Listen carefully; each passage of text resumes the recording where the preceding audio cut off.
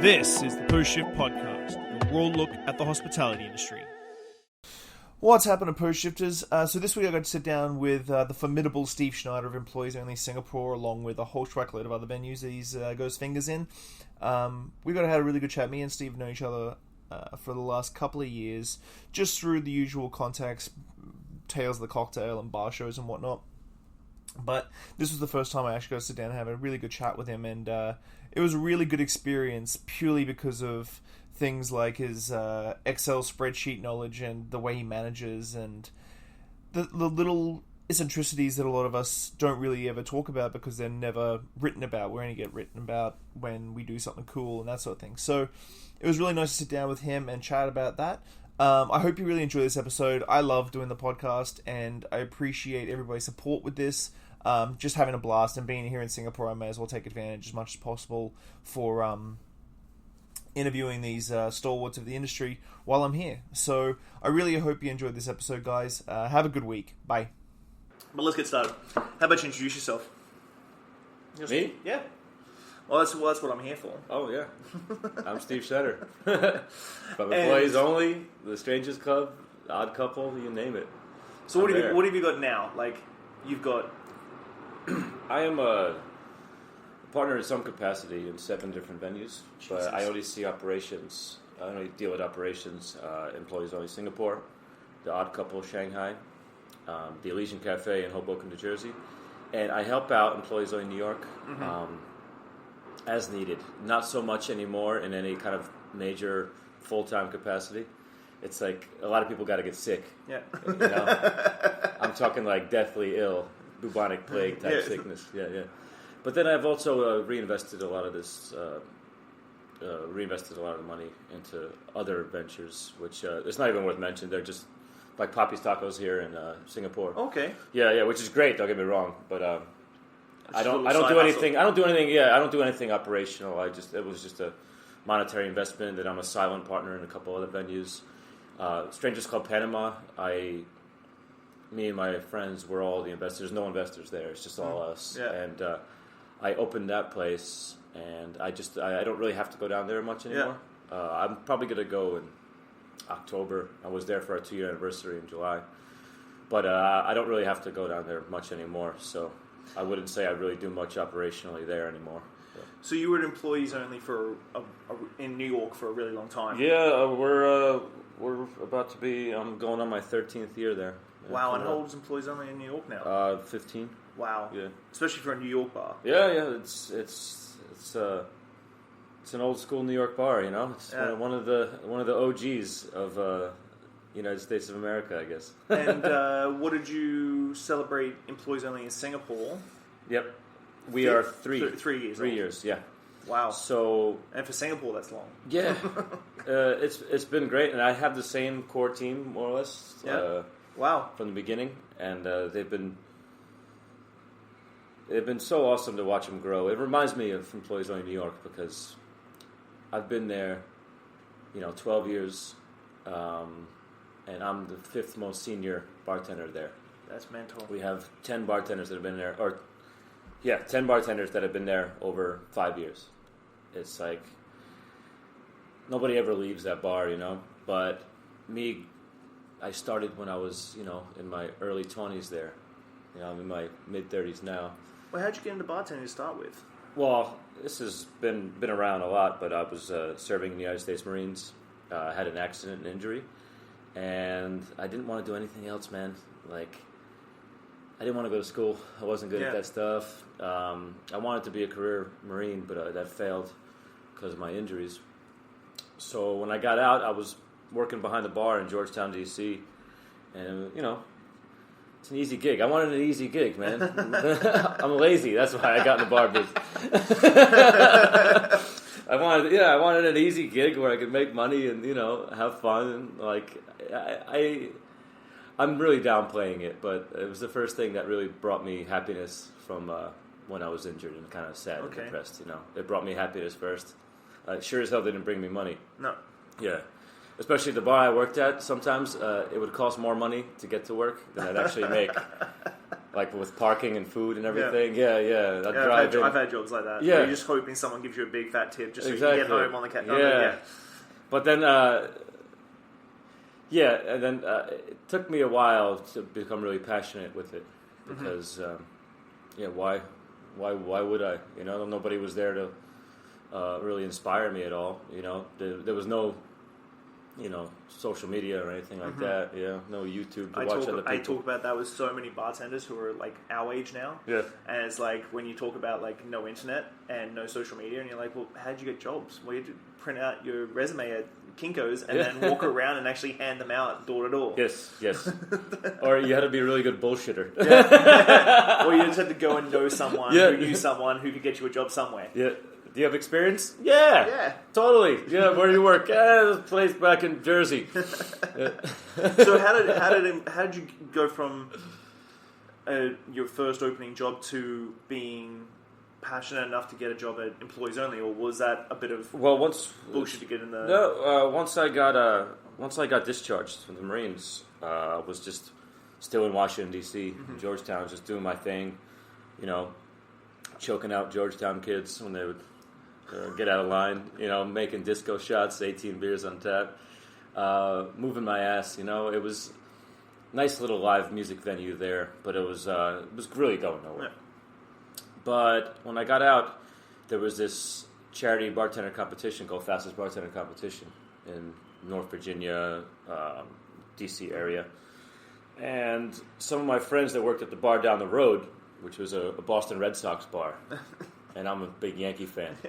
And I was young, and I really cared about sports then. Yeah. It was like life, We would always go in there and have banter and stuff like that. We became friends, but initially they hated my guts.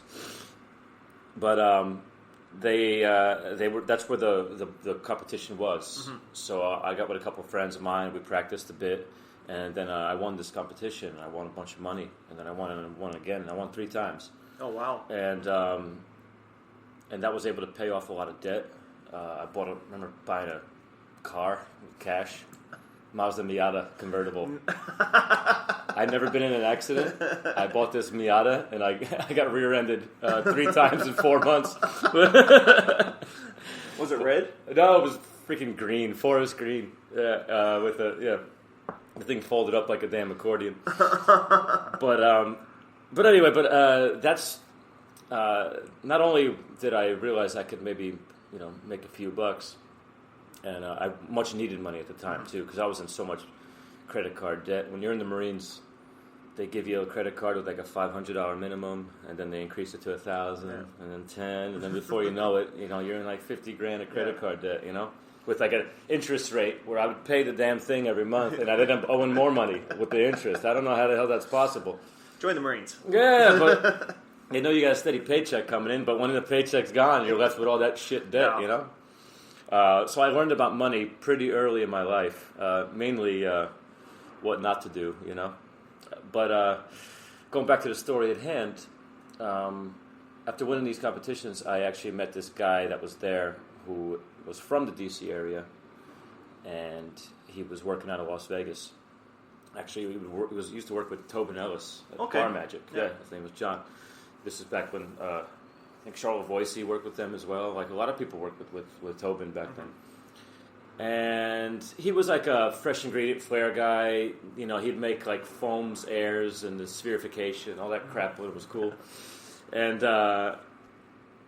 he kind of took me under his wing. He was consulting on a project in D.C. and he's like, "Hey, you want to learn some shit?"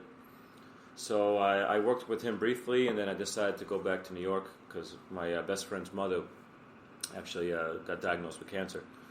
So I wanted to be there because I spent, he's my best friend, and she was like a second mother to me. So I went back to Jersey. I took the first job I can get at a fine dining place, which was not for me, a foul-mouthed former Marine. I would chew tobacco behind the bar when I was in D.C., Yeah. So, fine dining wasn't for me. I think if I did it later on in my life, I would be good at it. Yeah. But as a 22, 23-year-old kid, yeah. So I got shipped off to their sister restaurant, which is a bit more casual. It was called the Elysian Cafe in Hoboken. So that's where I worked briefly, and I was, doing stuff myself, making ginger beer and doing all the stuff I learned from my buddy John in DC and stuff, and just fresh ingredients and good cocktails, And one thing led to another. I ended up working an event, sharing a bar with the guys from Employees Only, and we hit it off right away. And they said, hey, we got an opening coming up. One of the guys was about to be promoted and needed somebody to take his place. Mm-hmm. So one thing led to another, and I ended up back there at Employees Only, and then shortly after, I got promoted, became the bar manager, and then Igor offered me a chance to go to Singapore and become a partner. And the Employees Only training time frame is quite substantial. Yeah, it's a long time. Like your apprenticeship, it's a proper full-on apprenticeship. Yep, it takes a long time. It really does. Yeah. In fact, it takes a lot longer now because when I started, it was still the 5 original partners were still working there behind the bar, and they were trying to transition out, but they needed people to take their place.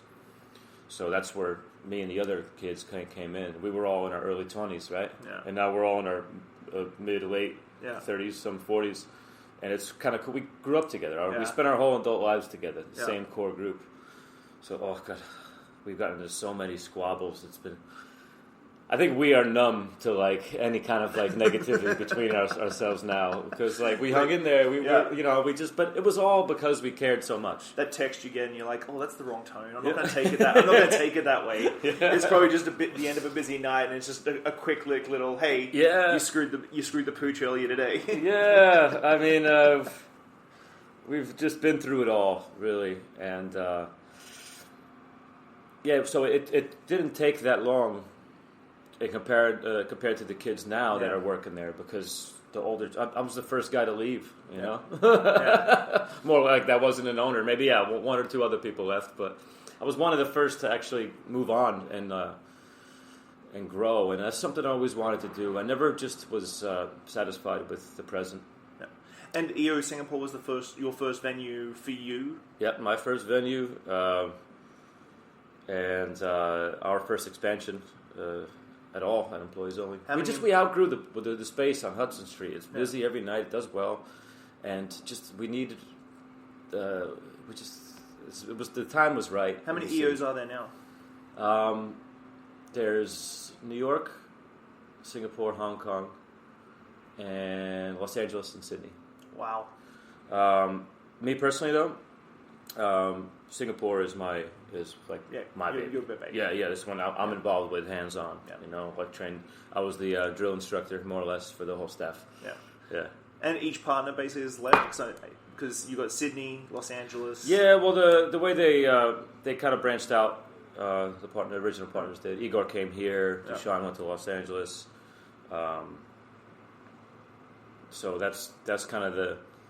I'm like a second tier part of that. I'm not the original founders, so I can only handle what I'm involved in,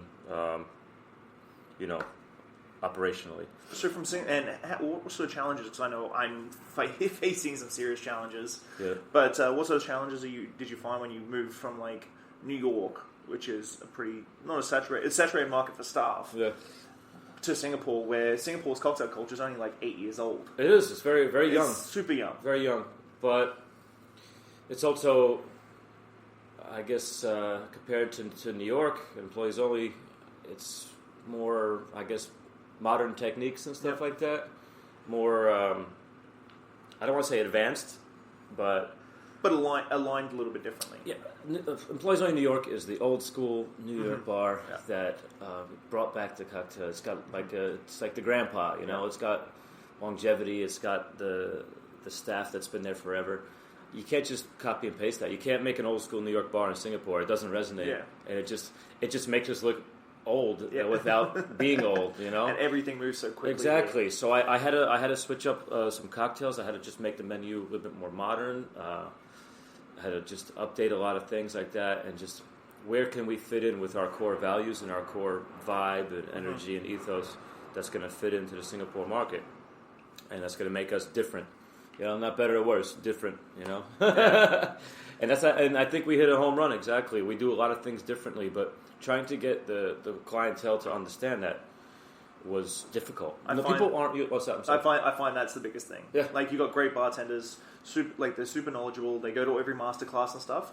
But then the guest, like the guest knowledge is super below where you would normally see most cities. Yeah, but for us, it wasn't even about their knowledge of drinks. It was, you just kind of walk in to employees only. You just kind of sidle up at the bar. And you just kind of float around and do your own thing. They're used to getting a seat with everyone. You know, that's like normal. It was so funny, just because I'm bartending and I'm looking across and people come through the curtain, and then sometimes they come through and they look around and they immediately like run for the door. They're just like, what the fuck is this place?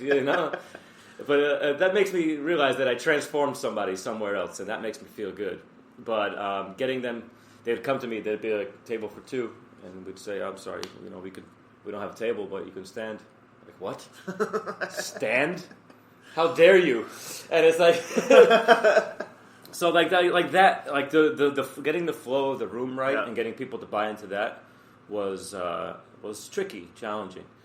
Logistically, obviously, you came here without being here, not having a proper phone or bank account, and then trying to get a lot of this shit taken care of. Yeah. Could I say shit? You can say shit. I say fuck a lot. Okay. So, the logistics, like, where do I find a nice machine? Right now we have this, like, group chat, like Singapore bartender group chat, but it wasn't, it was there when I was in, but it wasn't as comprehensive as it is now. There was a lot of products still 3 years ago that weren't available here in Singapore. I'd say only in the last year or so has it really... So I'm a kid in a candy store here. Yeah. I mean, but when I first came, it was a lot harder. Yeah. And just trying to deal with that, and I'm coming from New York, and I'm really direct, and I come across sometimes as just, kind of a prick, but I'm just direct, I'm direct. I tell you what I want. I'm fair. I'm honest, and I don't really sugarcoat anything. So I'm dealing with distributors, and I'm just like, this is what I need, and then if things move a little bit slower, I get a little angry, and it's been my big cultural adjustment because I'm the same. Yeah. And you just go like, this is what I want, and the distributors or the suppliers are just like, it's like, what? Yes? No? Yeah. Can you just WhatsApp me back? Like, get it done? But, I mean, these are just, I guess, challenges, but they're things I never said I would really complain about because nobody asked me to come out here. Mm-hmm. I made a decision to come here, so I wasn't going to bitch about, a lot of just the things. I don't like when people come to America and then talk shit about it. It's like, like, I don't know. I mean, free. You could say whatever you want, but I just never wanted to be that guy. I just wanted to come here, try to open a spot that I'm proud of. It was tough the first year. It really was. Training the staff was difficult because it's like trying to teach a new language because the way we do things is so differently, and it's like, how do you teach vibe and energy? You can't. You just have to like show them. Which that required me to be there every damn day. Every day I was there, and that the physical side for me, the mental side. I was there every day for prep, every day for service for months, and I was losing a lot of weight. I was sick. I was drinking too much. You name it, I was not taking care of myself, and then all of a sudden you got to deal with the guest, right? Mm-hmm. And the guest says something to you don't like. And I freaking snap, And like I was never like that at all. In New York, I was the most easygoing bartender, but here it was just it was mentally really taxing and stuff.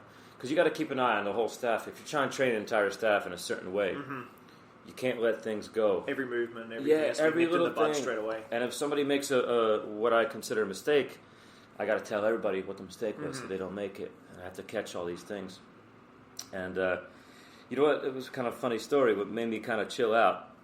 I finally took an afternoon off, and I went to see like a show here at the Big Durian Esplanade. Yeah, Les Mis musical. Oh wow! And like I enjoy a Broadway show every now and again. I love that stuff. So I went to go see it, and it was awesome. Like the music, the lighting, the costumes. The blocking, it was all on point. But then I looked at these people and I was like, you know what? I bet somebody went backstage and said, "Fuck, I fucked up," but I didn't know, you know. Yeah. So basically, here I am trying to do this little bar, you know. Yeah. I want the lighting right, the music right. I want the people to look good. I want the product to be good, the whole deal. So I'm like, you know, just relax a bit, enjoy it. Just try to just take things in stride and not stress out so much about it. So we opened up in June, and sometime mid-July, not mid-July, mid-January, I walked in, and everything was good. Music, everything. I had nothing to bitch about. So I was like, whoa, good job, everybody. And I just walked out. Yeah. And then that made me feel good. And then, you know, once I left Singapore, that made me feel really good. Because I went to go open the Strangers Club in Panama after a little over 1 year. So coming back then 4 months later, and everything was still good. The numbers were great. The staff was awesome. Yeah. That made me really... It solidified the fact that it was a success. Letting go was the best thing for me here, was to let go and let the team do what I trained them to do. And just trust them and have them learn from their mistakes. Yeah. And I'll be there for support. So I provided it like a nucleus, a core, and then I just let them kind of grow into their own. And wow. And so from like employees only 3 years ago, how many places have you opened since then? 4? Let's see, there was the Strangers Club in Panama I opened. And then... Why Panama? Oh, we went on vacation. We liked it. Saved our money. How much is it, like... It's a direct flight from New York. They use U.S. money. Seriously? Yeah, it's U.S. money. Is it costly or relatively affordable when it comes to opening a bar? It's a little... It's okay, but the problem there is the shipping. You can't get much in there. You got to ship everything, and they make their money through shipping, so they get you. They get you on the shipping. Yeah, you try to ship things into Panama, and they get you. The government gets you. So yeah, that was tricky. But to be honest, we went down there. We'd save money, right? All of our tips we would save, and then in case something happened, and like we had a couple, minor disasters with some staff, and we would give them money and stuff, like an emergency fund, really. Yep. We would take some tips every night. And we had so much that the general manager, he was like, "Steve, I got all these little envelopes of $20 bills in my safe. I got to get the fuck out of here." So we used all that money to go on a trip. The first year we went to Mexico, and then the second year we went to Panama, because Caña Brava rum from the 86 company was made in Panama. So, and of course, some of the founders of EO were founders of the 86 company. So that's where we knew we would be taken care of. Mm-hmm. So we went down there, and it's beautiful. It's a beautiful country. There's so much, there's rainforest, beaches, inner cities. There's a lot going on in Panama, and it's got a lot of really crazy history.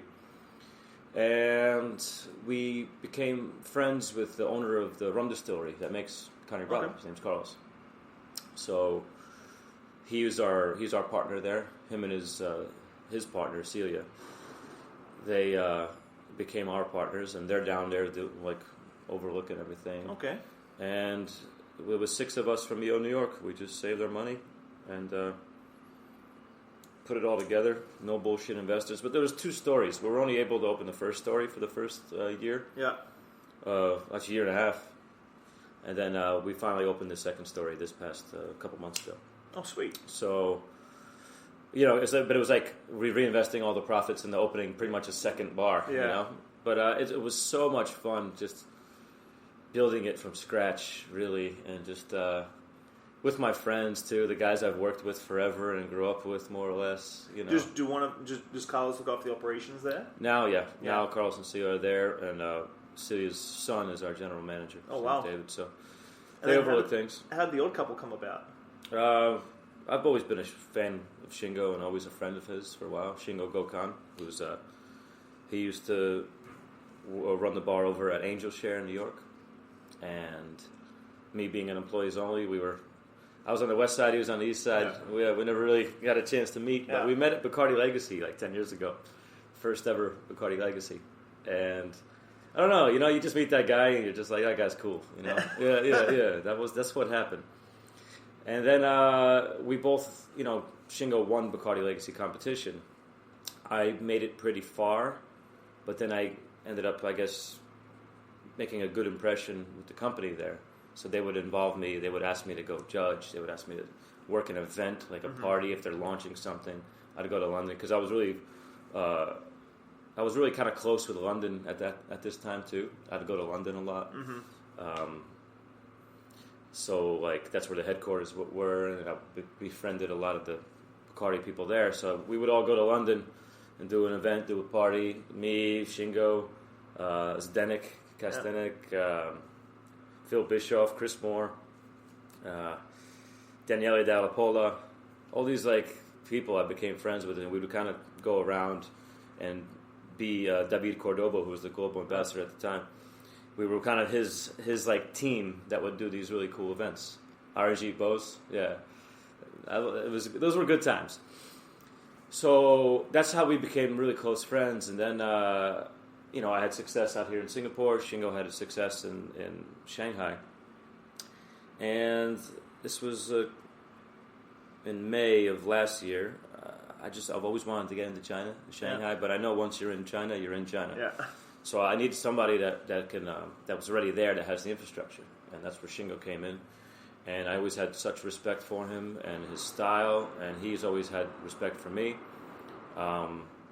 We have a little bromance going on, and then I was like, Shingo, let's open a bar in Shanghai, man. Your marketing's epic. Yeah. Like The Odd Couple is just Thanks, like, man. it is. Thanks, man. Yeah, and I was like, Shingo, come on, let's open a bar, man. I want to be your waiting room. Yeah.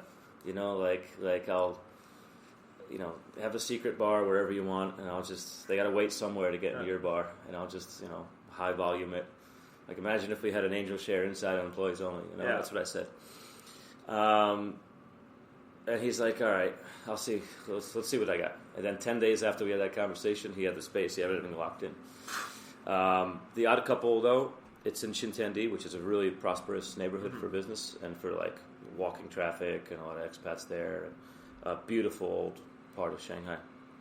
You have to be invited to do business there. Shingo was invited. So they had this place in their back pocket, but they didn't know what they wanted to do. But the place is laid out really weird. It's like a weird L shape. It's not. We couldn't do the whole 2-bar idea thing, but it's something that we really wanted to do. So we had to shift our concept a little bit, and we just did 2 stations, my station and his station, with my bartenders and his bartenders, and like 8 different flavors or sensations, and then a drink Shingo style and a drink my style. So that's the couple. Oh, that's cool. And it worked really well, and it's been a real like success thus far, like financially, and it's been awesome. It's everything I thought it would be in China. It's just Shanghai is a different city than Singapore, man. I'll tell you. It's like, like when I was here in Singapore, work was stressing me out. Yeah. And then I would go home to like a jacuzzi, In Shanghai, it's like work's so easy. Yeah. And then I leave, and I get so scared because I don't speak Chinese, Yeah. I don't know what I'm doing, and I'm like a creature of habit, so I eat the same things every day. I eat at the same 3 or 4 restaurants, and that's it. I eat the same freaking food. I got my lady in the hawker market, La Passat. That's it. That's all I do. I don't. For someone who has bars in all these different countries and is constantly outside the comfort zone, I don't like being outside my comfort zone. So I like to find my little place in the world. In Singapore, I live the same life every day. I do the same shit in Singapore. But in New York, I do the same thing in New York, but it's different than what I do here. So it's like every couple months, my whole life just changes. And same thing with Shanghai. So work is easy, and then I'd freak out outside. So I spent 4 or 5 months in Shanghai this past year, but totally worth it. And I love the staff out there; they're so fun. And that's going great. And then this is a big one I wanted to chat about. Elysian. Elysian, yeah. I mentioned Elysian earlier. It's the place I worked at before EO. And this was maybe 2 years ago. I was the MC of a like bourbon festival at a casino in Rhode Island. I can't make that shit up, I swear.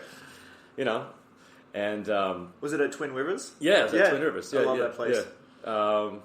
Place is awesome. Providence is awesome, by the way. Providence is a great drinking and eating town. You would have never think it, you know. I went there years ago for the Twin River, like the bar show there. Nice. So you know Frank Martucci. Yeah. He oversees all the bars. Yeah, he contacted me because I once did a little talk at what's the university there? Is it Johnson and Wales? I forget the damn university, but there's a hospitality course, so they had me do a talk many years ago, and one of the students there was a kid named Harrison. He ended up working at Dead Rabbit and like moved to Chicago. Now he's running Crown Shy in New York. Wow.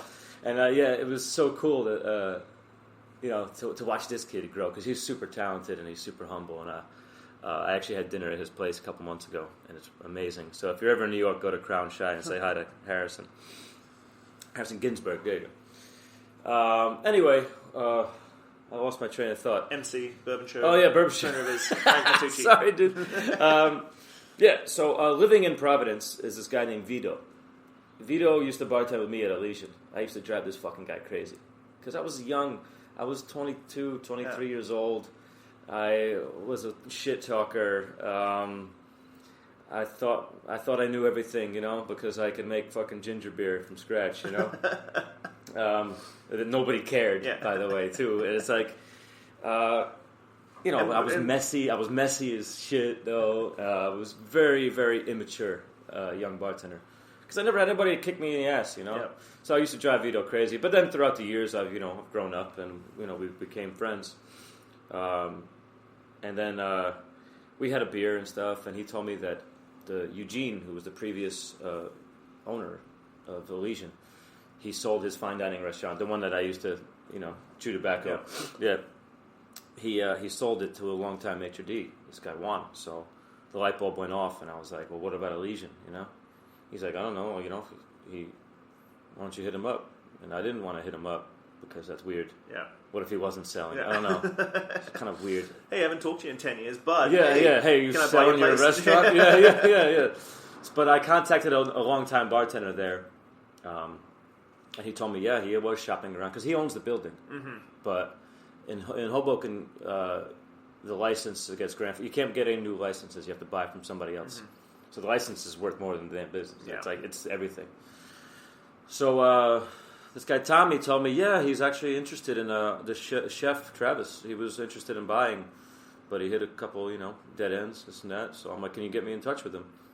So he did, and Travis and I spoke for an afternoon, and we're like, all right, let's do this. I'm like, I did pretty well. I could put this amount. I have this amount set aside that I can put. And then we had two other people as well with us, but they're, they don't do anything operation-wise. Mm-hmm. So I was an investor, and then I have a bit of sweat equity as well. I have my scope of work, what I need to do. And the place has been open. It's been a continually operated restaurant since 1895. The building is old. It's a landmark building. And the staff, about 75% of the staff, I used to work with. Wow. That's still there, between servers, kitchen staff, management. Like, they've all been there forever, 20 years or whatever. Did you change anything? No. Changing something would be stupid. Wow. Because it does so well already. He didn't sell us a failing restaurant bar. It does well. Yeah. He's just running it day to day. Yeah, exactly. He's our landlord now, Eugene is. And he's done he's done a lot of good things for us. Yeah. He was a great guy to work for. He would, he's one of those guys he would yell at you, You can't yell at people anymore. No, you can't. No. But he would yell at me. Yeah. He would scold people right in front of guests and everything. Yeah. And he would give really tough love, I guess. Yeah. I got fired from there twice. Yeah. And then his wife got me rehired. Yeah. Come on, he's young. He made a mistake. They would say to Eugene, he'd be like, "All right, fine, you're unfired." So we just renovated. My best friend, his dad opened a place in 1979 in Victoria. Yeah, like he's a New York Jew from Brooklyn. Yeah, like opened up a New York Italian joint. in Victoria in 1979. Tables like this close together. Nice. And he still walks around. He's like 5'2", and he still walks around and just like chews out hostesses because they're not sitting too quickly, and like people have come crying after he's been on the floor. Like how you can't talk to girls, like you can't talk to staff like that anymore. Yeah, you can't. And, he would always give me shit for my tattoos. Yeah. He liked clean-shaven bartenders with no tattoos and stuff. But I mean, like, I had all the raw talent. I just didn't have any of the other stuff that you need to be a really good bartender. You know, like the mental side. Yeah. I never knew how to not be like kind of a prick. Not when I say prick, I mean more of a prankster. I'm a prankster. You know, I just do things just to. I'm a ball buster. Yeah. It's fun, you know. But like I would just like sometimes he'd be like, I could tell he's in a bad mood, and he'd talk to me, and I'd pretend like I didn't understand him or something like that. Like what, you know? Or he'd be walking, and I'll just stop, so he'd bump into me. He'd fucking shove me, but get the fuck out of the way. But I was class clown in high school, by the way. It's the best award I ever won. Yeah, it's the one I'm most proud of. Forget about Tales of the Cocktail Awards. Class clown. Class clown. High school. Yeah. Of Elmwood Park, New Jersey High School. Yeah, that was me.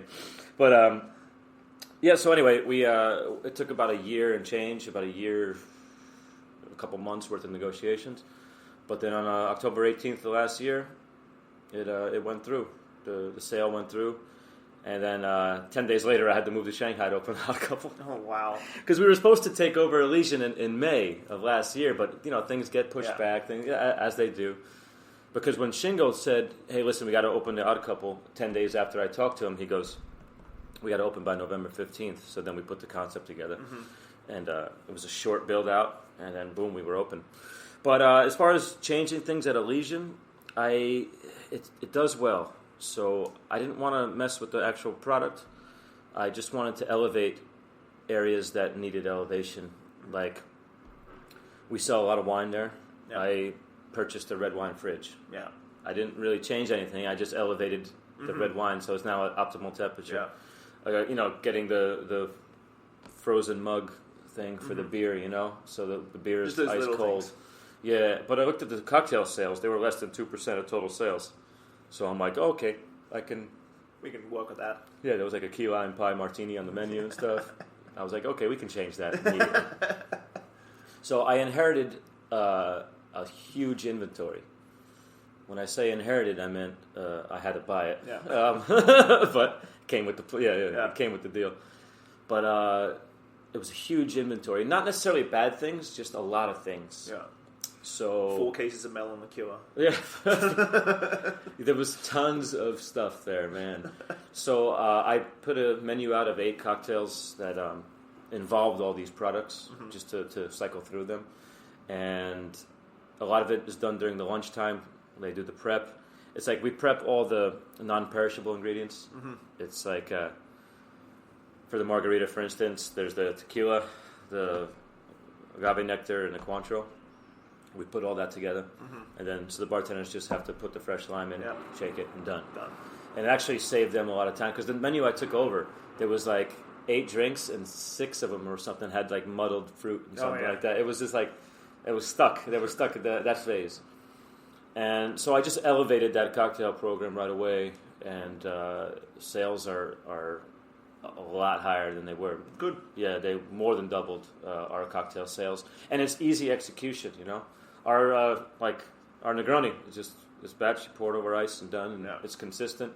Because the bartenders there, they're all blue collar. They're blue collar guys. They don't want to deal with any of this bullshit. They just want to.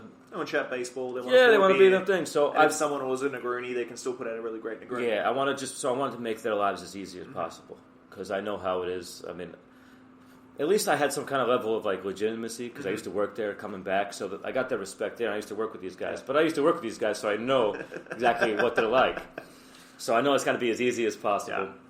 Whereas, like here in Singapore, I was just trying to prepare the bartender for the life of the bartender, for the path, the journey ahead.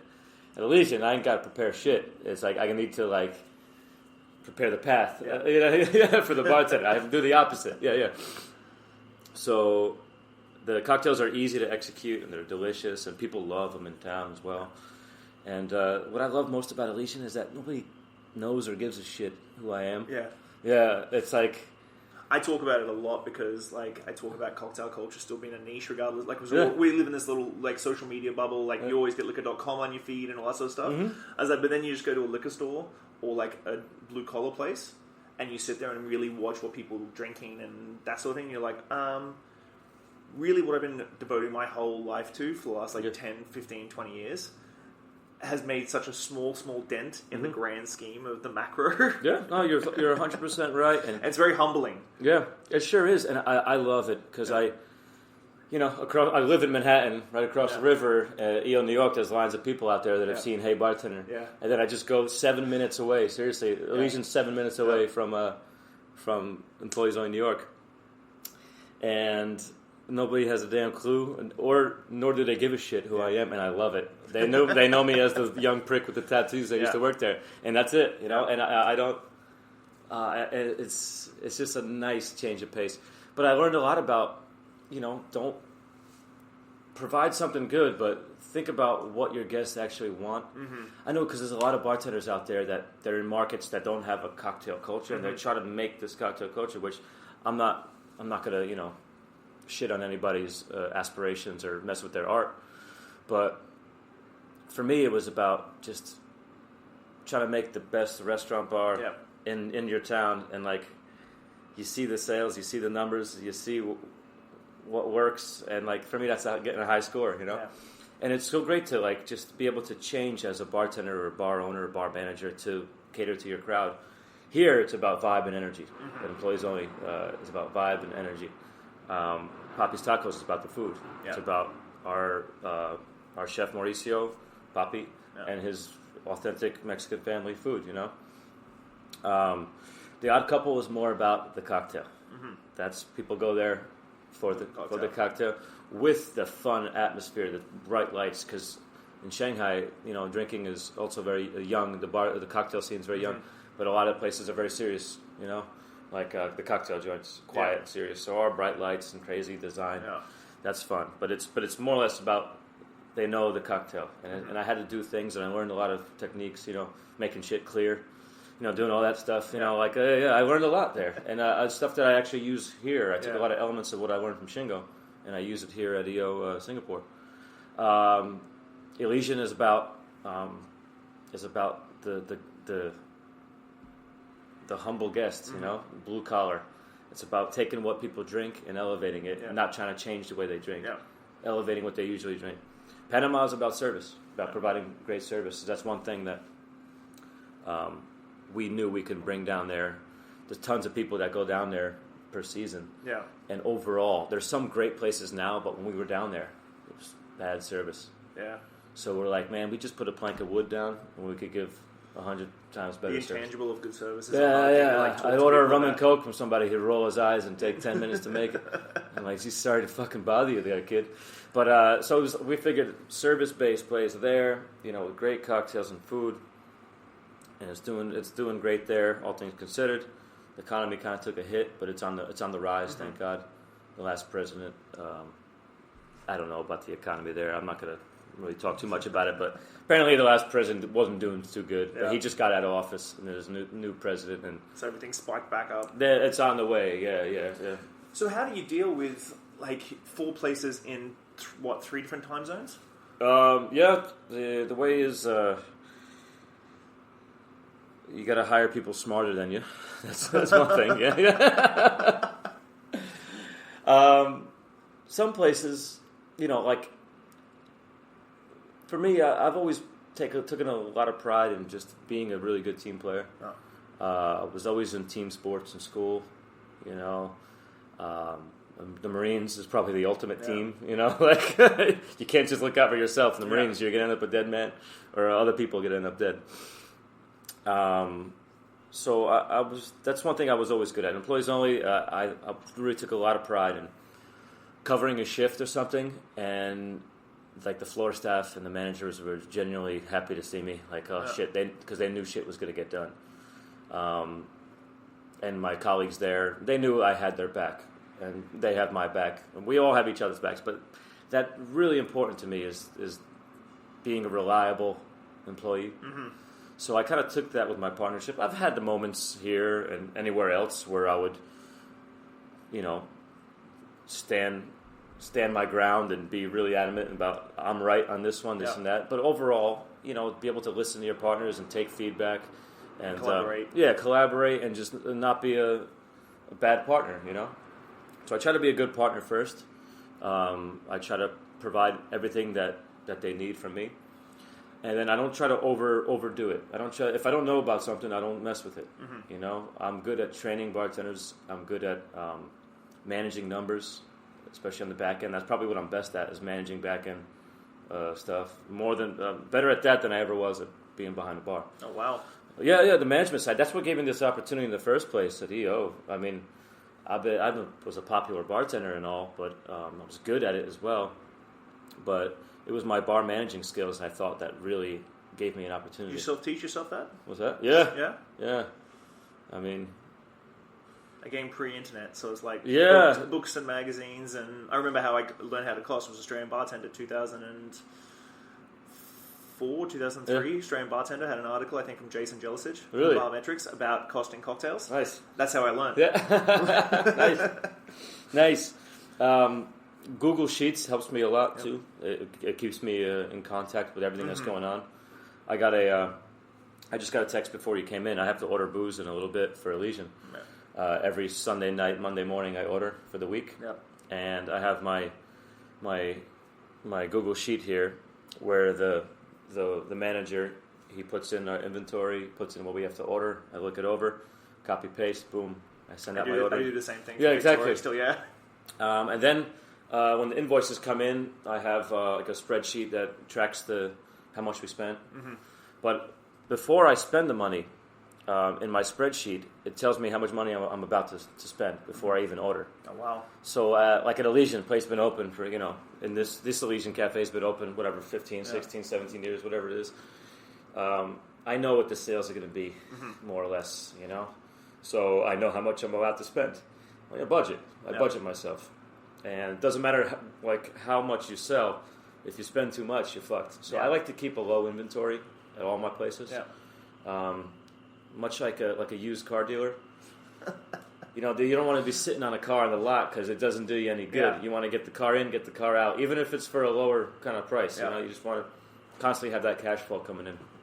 And there are certain items, obviously, you need to order more of, and but I just like to order just what I need to survive until the next ordering session, and that really helps me. So then that's what the weekly invoices come in. I get to see where I spent the money after, and like in The Odd Couple, the head bartender there, Dre, he does all the ordering and stuff, but he puts in per day, he puts in the invoices, and I get a chance to look and see. But at this point, it's not rocket science. Hey, Dre, don't spend, just see how much you're spending. It's like keeping score, It's like keeping score of a basketball game while you're in the game. Yeah. You have to know the score, right? Because you have to change how you play depending on the score. In any sport, I guess, whether you're on the offense or on the defense, So if sales are a bit lower, don't order as much next week. That's what I love about Singapore. You can order and it comes the next day. Exactly. So you can literally you can literally go, you know what, today was busy. Tomorrow we'll get a few more things in. Yeah. Today was dead. We're not ordering that tomorrow. Piece it together. Yeah. So for me, it's about keeping score. These numbers are not just numbers. These percentages, they're scores. They're like at the end of the day in the P&L, or at the end of the month and at the end of the year, I want to see the lowest amount of costs, the highest amount of sales, and then the bottom line. I want it to be a certain percentage, because then for me, it's not about how much money is made at these businesses. It's about the percentages and did we maximize the performance of the place. So that's all I try to do. Yeah. So I teach the bartenders, the bar staff, whoever's managing. I show them my system, and then I just kind of keep an eye on them. And then I'll travel between venues, and then I'll make any significant changes myself. I try to provide a platform for my bartenders to make mistakes and To learn, because I've learned how I taught myself bar managing. I learned from fucking messing up, man. But you know what, Igor and his partners, they gave me a platform to learn this stuff. They're like, hey, run the damn, go for it. No. You know, own the bar. go for it and make it happen. You know, like without having the pressures of actually owning it. Mm-hmm. I treated employees on New York like it was my place. People would ask me, they'd come up to me, they'd be like, are you the owner of this place? I'm like, today I am, motherfucker. But so I was always carry myself very, very proud, like, you know, like I'm practicing for having my own place someday. And that's Employees on New York is where I became an adult, you know, like a grown-up bartender. To where I took all that raw skill and had proper mentorship and had people around me that thought the same way and really came into my own. And now I use all these lessons every day. But I never want to just tell the kids what to do. I try to give them a platform and, the core, the nucleus, and let them become their own bartender someday and learn from mistakes. I'm there in case, you know, they need help. And I'm also there to tell them if they fucked up. Yeah. But I'm very quick to provide praise and stuff. And the bartenders that have embraced that, they've been doing really, really well for themselves, especially here. Jaway, Michelle, Brian, you know, the list goes on. The bartenders have been so good at, you know, traveling. Like Michelle right now is in New York. She was behind the bar at Employees Only New York just yesterday. Jaway is always traveling around doing his thing. I'm going with Brian to the Philippines on Wednesday. That's what I'm doing here in the first place. They're hosting some kind of bar symposium in Manila. I've never been in Manila. And he asked me if I could come with him. And I could tell the Filipino bar community is pretty tight. Yeah. So I could tell it meant a lot to him. So I was like, all right, Brian, let's do this. So it's really cool to be there for my bar staff here in Singapore because they work so hard. They do such good work. And it's kind of cool to not have the pressures of, like, having to open the place anymore. Yeah. So what's next now? Are you going to rest on your laurels for a little bit? That's what I've been doing all year. Well, yeah. You're not putting across that long game and the 4 places in 3 years. Yeah, I'm retired right now. I'm living in Lower Manhattan. Since April, I moved back to Manhattan after like my odd couple stint. And when that was all set up, I moved back to New York just because the busy season at Elysian was about to happen. We have an outdoor cafe there. It's a beautiful bar. So, but yeah, I'm living off of passive income. I'm not on anybody's payroll. I'm just every couple months, you know, I get a check in the bank, you know, and but I'm not really like saving anything. I'm just kind of living right now, just trying to enjoy it. Not a bad way to be. But I might spend the winter here in Singapore. I'm not sure yet. I have a meeting later this month in New York City. I can't really say much about it, but I'm really downplaying it. But yeah, I got plans, man. I got plans. Yeah. We'll see. Hopefully, we'll see. Shingo and me are trying to open in New York, but we're trying to open that original concept of the secret bar hidden, you know. Inside a bar. Yeah. And, like, I got the infrastructure there in New York right now, and we'll see. I got the people. We have a big meeting. We found the space. Before we make it official, we just got to go down there and make it official, you know. But in the meantime, it's like I am always looking for the next thing. I can't just stay still. I tell myself all the time, I just want to retire and do nothing. But then I do nothing, and I'm like, this fucking sucks. Yeah. Well, I really appreciate you sitting down and hanging out. I know that we've been chatting for about 4 months trying to nail this down while we're both in Singapore. Thanks, man. But I really appreciate you sitting down, buddy. Cool. Yeah, it's my absolute pleasure, you know. I'm happy you're doing this podcast and stuff. It's a lot of fun, isn't it? It's so much fun. Yeah. I love it.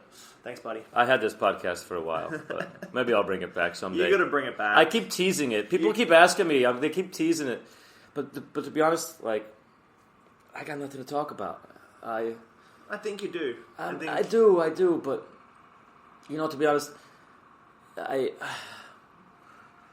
like, my podcast was one of the originals, right? And if I bring it back, there's so many podcasts now. It's got to be different, and it's got to be good. It's got to be awesome. Like, I just don't think I have it in me at the moment. I think you're overthinking it. I recorded a whole episode, and I'm like, this sucks. I'm not doing it. Yeah. But I think you're overthinking it. You're thinking about what everybody else is going to think about it. Yeah, no, I just... And again, I don't want to say... I do it as a vent. I hate... Like, for me, it's like... My wife always says, because like there's times where I'm just like, man, this is a ton of work. Like, lucky enough, I did TOCC, which gave me tons of content. But my wife is always like, it only takes one brick getting pulled out the dam for the dam to break. Yeah, I know, Sean, but it's just the internet just pisses me off these days. Oh, all the time. You know, it's like social media. It's like people talk too much. They get involved in each other's businesses too much. You know, I just don't like that anymore. I just like to. Like, I don't travel around much anymore other than just for business. Yeah. Like, I don't like doing any guest shifts or anything like that. I generally don't like it. I just like to... I'm more valuable at actual work these days. Yeah. I don't tell everybody what I'm doing. You know, mainly I don't tell people where I am because I'm trying to hide from salespeople. So I mainly, you know... Every time I, like, make it known on social media I'm somewhere, I get a million calls from the salespeople, and I'm like, let's go out for dinner, let's go for drinks. And you're just like, no, I don't want to. I'm like, that's why you got, you know. I'm getting a bottle of wine from the grocery store and some cheese and meat. I'm going to sit in my living room and just chill. Yeah, I'm like, you got Jawi here, you got Michelle. Like, talk to them. Like, that's why... That's what they're there for, you know? As soon as I landed in Singapore, I started getting WhatsApp messages. Oh, you back? Good exactly. So I stayed under the radar. Yeah. Never let people know where you are. If anyone out there who has bars in 5 different countries, don't tell anybody where you are. It's okay. We're gonna wrap it up there. All right, man. Thanks, buddy. Thank you, everybody out there. Thanks, guys. I hope you enjoyed that episode. I really enjoy sitting down with friends and people who I haven't met before, or mentors, or people I idolize, and fanboy out a little bit. I really hope you enjoy the episodes and everything you get from them, because I'm just going to keep loving doing them, and they're just going to keep happening. But I recently started working with Beyond Footwear out of Toronto. Beyond Footwear is, if you've looked at my Instagram or my social media, my fantastic shoes that I wear around. My pink flamingos get a lot of attention, but I've started working with them as their brand ambassador. So if you go to beyondfootwear.com, so BIION footwear.com, and order a pair of shoes and type in my name, and hopefully if you're listening to this podcast you know how to spell my name, you'll get 20% off a pair of shoes. I really enjoy them. They're comfy as hell. I travel in them, I work in them, I do absolutely everything in them, and I really enjoy working with these guys. It's an amazing company out of Toronto, and I'm thankful that I have been given the opportunity to be a brand ambassador. So I want to thank everybody for the support for the podcast. I want to thank everybody for following along on social media, and if you want a cool gangster pair of shoes, you've got to have a pair of Beyonds. See you guys. Bye.